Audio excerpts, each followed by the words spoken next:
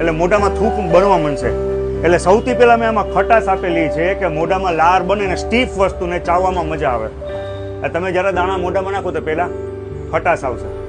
ગરમા ગરમ લાઈવ ઘૂઘરા, જીતેન ભગતના ઘૂઘરા. કોણ ખાઈ ગયું છે કોમેન્ટ જરૂરથી કરજો, અને કદાચ ન ખાઈ ગયો તો આ જગ્યાએ ચોક્કસથી વિઝિટ કરજો. અમદાવાદ વાસીઓ ખાસ આ જગ્યાએ પહોંચવાનું છે. જય માતાજી.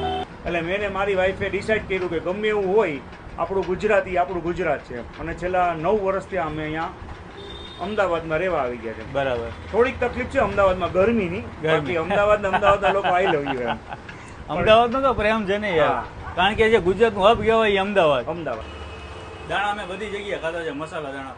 ખરેખર ખોટું નથી બોલતો, પણ આ ટેસ્ટ તમે અત્યારે જે લઈ આવ્યા છો ને કાંઈક અલગ લાગે છે.